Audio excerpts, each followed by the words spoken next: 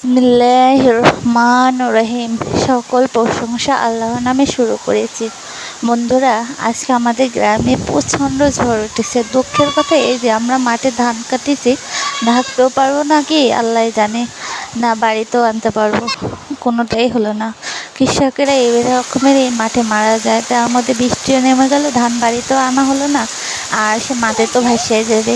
কৃষকেরা গরিব হয়, এই কারণে কৃষকরা জায়গায় মার খায় বৃষ্টির কারণে, আর বড়লোকরা আরও বড়লোক হয়, কারণ কৃষকদের পেটে লাথি দিয়ে তাদের যদি লস হয়, সেই লসটা কেউ এদের থেকে আমরা রসুনও লাগাইছিলাম, রসুনটা সময় মতো তুলতে পারিনি, বৃষ্টিতে পায়ে সব নষ্ট হয়ে গেছে, যে কোয়া কোয়া হয়ে গেছে। দেখো আমরা যে কী রকমের ধরা খাইলাম।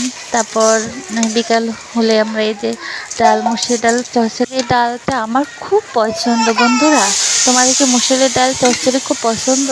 যদি পছন্দ থাকে প্লিজ আমাকে জানাই। আমার শাশুড়ি বাড়িতে নাই, আর এদিকে বৃষ্টি হচ্ছে, তার জন্যই মুসুরি ডাল চচ্চড়ি করছি।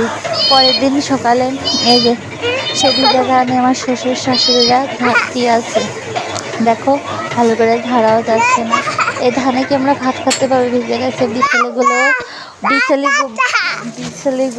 নষ্ট হয়ে গেছে। তারপর সারাদিন ধান টান ঝাইরা পরে আমার শাশুড়ি পিঠা ভাজতে এসে, যে আমার ছেলে বায়না ধরেছে পিঠা খাবে।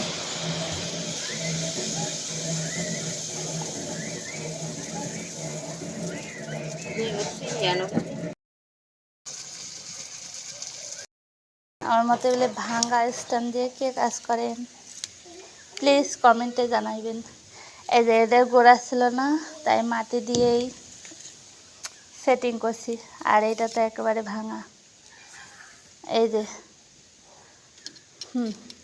ফেসবুকে এত কষ্ট করে ভিডিও করি, চুপি চুপি পলিয়ে, তাও একটা ভিডিও ভাইরাল হয় না 3-4 বছর ধরে।